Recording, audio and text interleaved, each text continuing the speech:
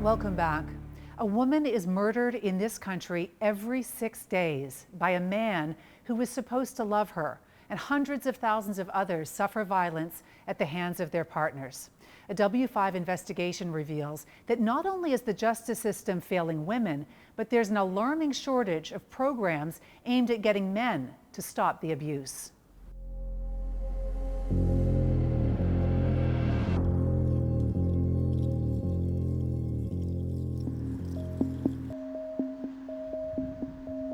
Florence and Paul Henderson are still half expecting the girl that they raised as their own to walk through the front door. I still get up in the middle of the night and walk to her bedroom door thinking she'll be there. I still look out the window and in my mind see her walk down past those trees.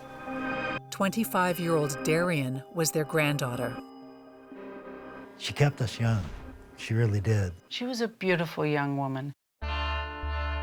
A beautiful young woman who they raised from when she was a little girl until Tuesday, July 28th, 2020. On that day, Paul was building this decorative rooftopper at their home in Georgetown, west of Toronto. It was special because it had the outline of the classic car the three of them had restored and loved. This was from a couple of months earlier on a drive for Father's Day. Hi. Father's Day. Happy Father's Day. Say Happy Father's Day, Father, to everybody else. She loved cars, and she loved the fact that I could do what I do. She was so proud of it. She just told everybody, my papa can build anything. Paul finished building the cupola at about 1:30 and sent Darian a photo and a text to say he couldn't wait to show it to her. She texted back, "Oh my gosh, Papa, I'm so proud and happy for you. Be home in a bit to see it." But Darian wasn't on her way home. Instead, she was in the passenger seat of a friend's car, on her way to see her on-again, off-again boyfriend of 3 years, a man who her grandparents thought she had broken up with after a series of horrifying incidents. And there was Darian, and her face was all beaten up, and her nose and lips were bleeding. And she had bruising on her face. And I said, Darian, what's happened? And so she said, Nana, don't look. And she covered up her face. Paul and Flo weren't the only ones who saw evidence of abuse. Darian actually documented her own injuries and sent the video to her mother. What was it like watching that? Having my heart ripped right out of my chest. That I couldn't protect her. I just wish I did something right then. Michelle Jones had only reconnected with her daughter as a teenager and was afraid of driving her away. She loves this guy. He is everything to her. So if I tell her to stop seeing him or try and intervene in their relationship in any way, I could lose her. I couldn't lose her again. I couldn't.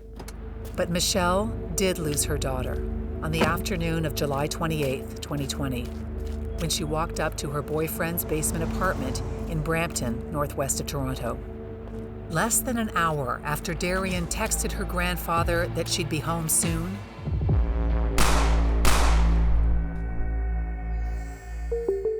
we don't know exactly what happened next, but Darian was shot multiple times. As she lay bleeding, police say the man turned the gun on himself and fired once. The man was rushed to hospital with a gunshot wound to the head. A trauma unit worked to save his life. Darian was not rushed to hospital. She was pronounced dead there on that apartment floor. Okay. She's gone. So the day she walked down this driveway, I should have just hung on to her as hard as I could and not let her go. Darian's mother, Michelle, had the agonizing job of identifying her daughter's body for a police officer. They showed me her hand, and she's got a tattoo, and I couldn't believe it. And I just started screaming, no. I just wanted to see her face, but they wouldn't show me. You had to identify your daughter from her hand because of the injuries to her face. Yeah. 27-year-old Darnell Reed has been charged with second-degree murder. He's also been charged with violating a court order to stay away from Darien. Not for the first time, not even for the second time, but this is the fourth and final time that he's accused of ignoring a protective order. Darnell Reed needed to be in custody. Nishan Duriappa is the chief of Peel Police in Mississauga, Ontario. After Darien's murder, he did something remarkable and rare. He issued this press release denouncing what he described as a complete failure of our justice system to protect her. I can't think of a time where I've heard a police chief stand up and say, the justice system failed. Absolutely. You know, that was an emotional statement from me, but it's the right thing to do. When you get to people that are extremely high risk, that show a propensity for not abiding by court orders, repetition of domestic violence, and in the midst of it, firearms offenses, the next day get released with an ankle bracelet, that's a complete failure.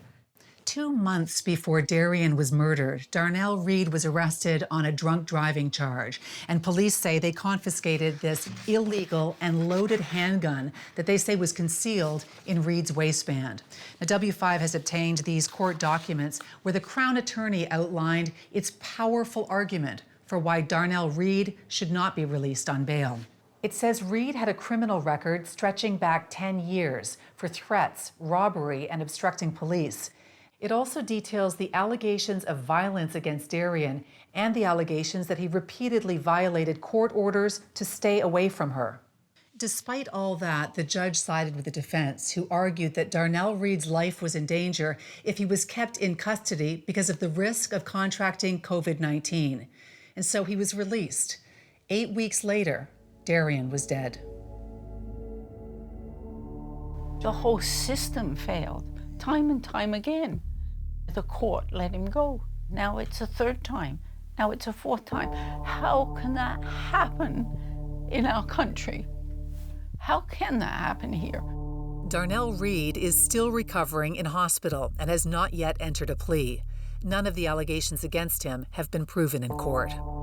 Here in Peel Region, west of Toronto, domestic violence calls have doubled since 2014.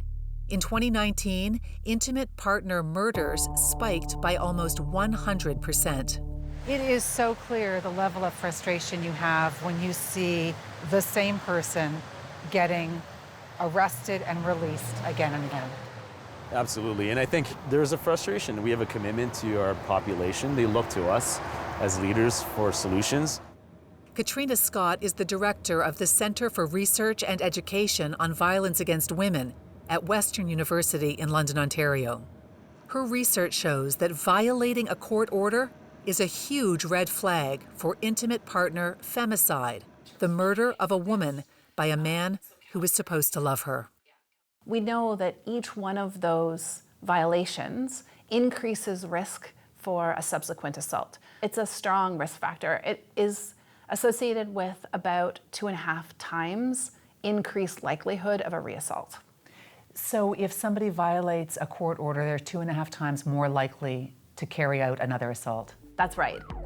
When an alleged abuser is released on bail, often the only protection for the woman is a court order to stay away. A piece of paper doesn't stop a bullet. It doesn't stop a knife. Pamela Cross is a lawyer and the legal director at Luke's Place, an Oshawa, Ontario organization that helps women escape abusive relationships. My own opinion is there should be no revolving door for any of them. If I've been abusive to my partner such that the court thinks that she needs to be protected from me through an order, I kind of feel like I only get one more chance to do it right. Yeah, it's not a one strike and you're out. It's a one strike and you're kept in. We have 2 people here, and we'd like them both to be alive until the end of figuring out what really happened here. What's the best way to do that? Somebody's liberties are going to be infringed. Well, generally when the woman's liberties are infringed, it means she's either injured very seriously or she's dead. So let's infringe the other person's liberties, which I don't say lightly, and that means some kind of incarceration. What's it like being in this house now without Darian? It's, there is a huge hole in here that will never, ever, ever be filled. You know, I look at myself and go, oh, I should have done more. So it's not easy. Coming up, I think it has a lot to do with the power and the control of the abuser. trying to stop the cycle of violence I don't want another mother to lose her daughter. when W5 continues.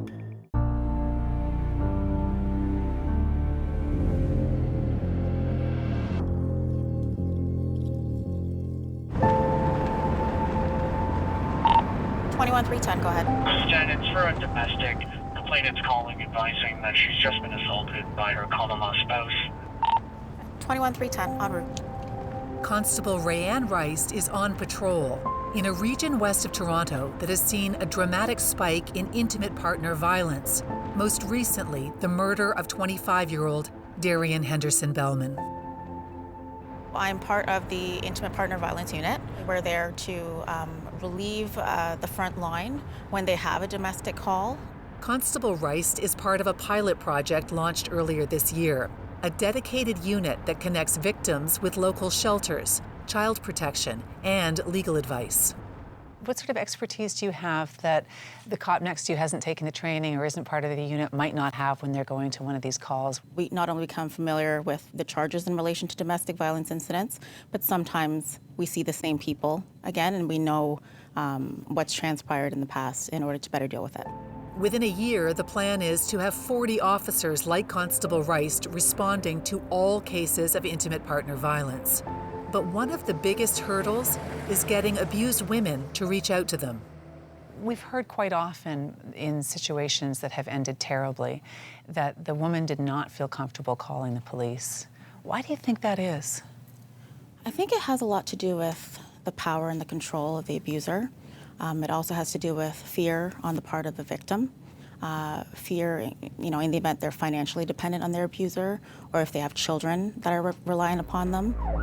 In fact, only about 1 out of every 4 survivors of domestic violence will call the police. And for Cara Cochrane in Kingston, Ontario, it was the fear of losing her 4-year-old son that sealed her silence.